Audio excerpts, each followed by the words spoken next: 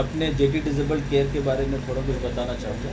मैं यहाँ पे आया हूँ, अभी 1 महीना हुआ है मेरा यहाँ पे चंबल को स्टेबलाइज़ किए हुए। इससे पहले मैं सिलीगुड़ी में था। सिलीगुड़ी में मैंने अपना 15 साल सिलीगुड़ी को ही दिया। वहाँ पे मैंने काफ़ी अच्छा अपना फील्ड भी बनाया, अप्रोच भी अच्छा रहा, सब कुछ ठीक ठाक ही रहा। फिर बाद में मेरा गांव मेरा देश बोल के मैं यहाँ पे पटना आया हूँ। पटना में बहुत सारे लोगों को मैं देखता हूँ डिसेबल्ड हो गया है, डिसेबल्ड होने पे भी उनका ट्रीटमेंट का कोई समाधान यहाँ नहीं निकल पा रहा है। और भी कई सारे ऐसे चीज़ें हैं जिसमें कि मैं सर्जरी कराने का बहुत ज़्यादा देख रहा हूँ। सर्जरी की तरफ उनको ज़्यादा फोकस किया जाता है या फिर सर्जरी के लिए ही बोला जाता है यही आपका इलाज है।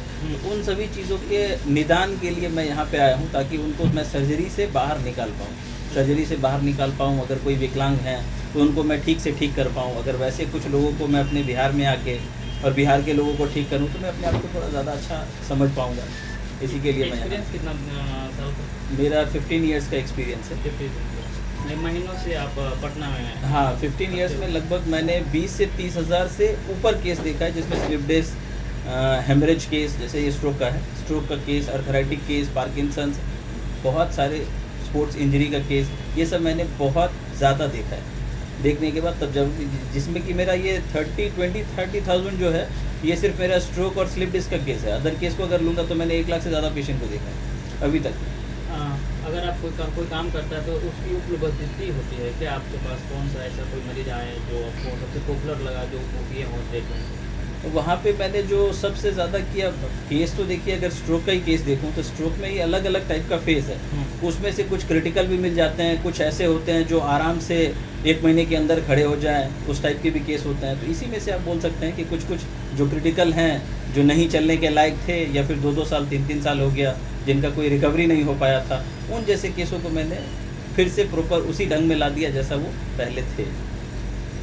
क्या लग रहा है जो आपके पास कोई इलाज कराने के लिए आते हैं तो उनके लिए जो मिनिमम जो भी एक फी होती है वो सबसे पहले बहुत मतलब कठिनाई होती है, उसको लेकर के क्या कहेंगे? मतलब क्या अगर मैं जिनका भी ट्रीटमेंट करता हूँ जो कैपेबल हैं यहाँ देने में, ऐसे तो फी यहाँ पे मिनिमम ही रखा गया है। ओपीडी केस 500 पर डे का है, जो कि आपको अगर किसी अच्छे डॉक्टर के पास जाते हैं तो इससे कम में संभव भी नहीं है। और अगर वो मंथली बेसिस पे जाते हैं तो उसी को मैं 1200 में कंसिडर करता हूँ।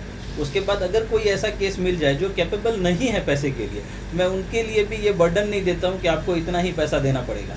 वो अगर इलाज कराना चाहते हैं, ठीक होना चाहते हैं, पहले ठीक हो लें, उसके बाद फिर अगर उनको लगे कि मैं बाद में दे पाऊँगा या फिर कैपेबल हूँ देने के लिए, तो फिर बाद में भी दे सकते हैं। आपने कहा कि आपने काफ़ी केसेस देखा है, सक्सेसफुल रेशियो क्या है आपका?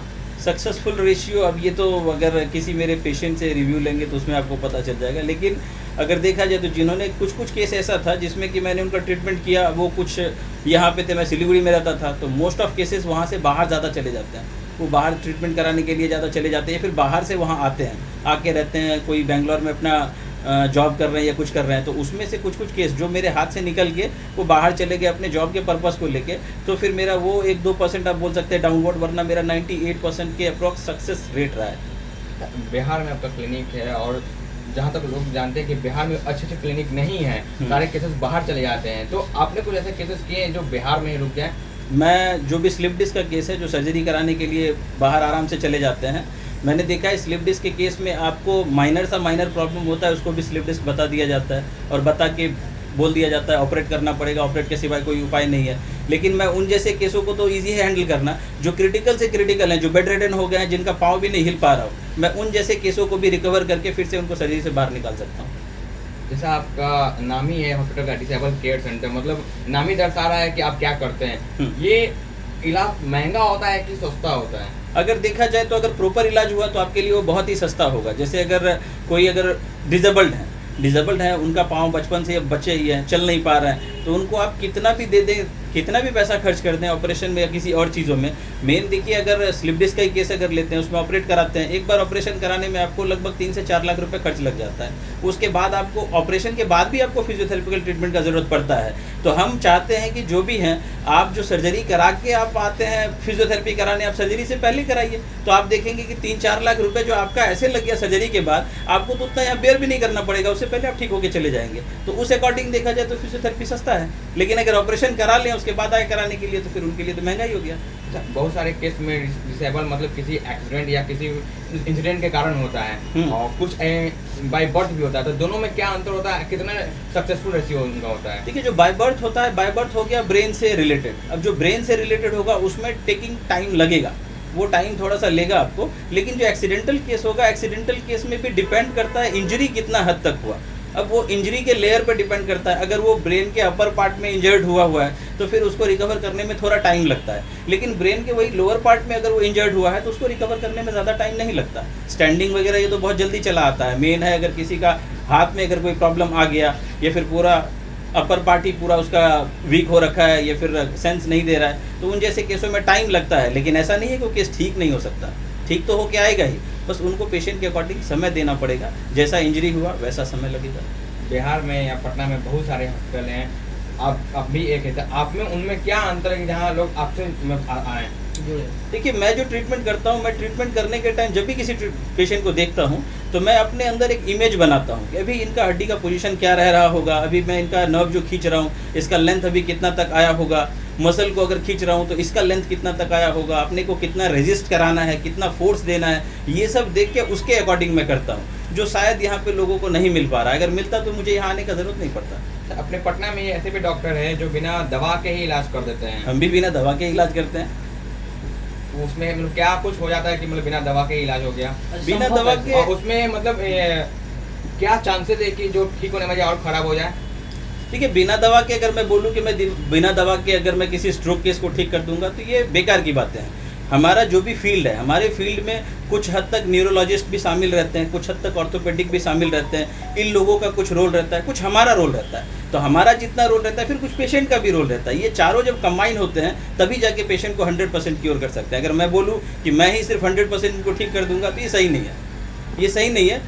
कुछ हद तक उनका भी रोल रहेगा। अगर किसी का हार्ट से रिलेटेड प्रॉब्लम हो गया, अब मैं बोलूँगा कि मैं ऐसे इनको ठीक कर दूंगा, इनको कार्डियो के पास नहीं जाना पड़ेगा, तो बेकार की बातें हैं। उनको कार्डियो के पास जाना चाहिए, जाना भी पड़ेगा। वो अगर उनका पल्स रेट, हार्ट को अगर वो ठीक रखेंगे तभी तो हम एक्सरसाइज करा पाएंगे, वो ज़्यादा से ज़्यादा एक्सरसाइज कर पाएंगे। तो हम दोनों का ही वहाँ पे रोल होगा। सिर्फ अगर मैं बोलूँ कि मैं ही 30 मार खान हूँ, मैं ही करा दूंगा, तो ये बेकार की बात है। बिहार में है, बिहार के लोगों को क्या मैसेज देना चाहते हैं? बिहार के लोगों को मैं यही बोलूँगा कि आप जहाँ भी ट्रीटमेंट कराते हैं, ट्रीटमेंट कराने पे थोड़ा मतलब उन चीज़ों को परखिए, सोचिए, समझिए, सोच समझ के ट्रीटमेंट कराइए।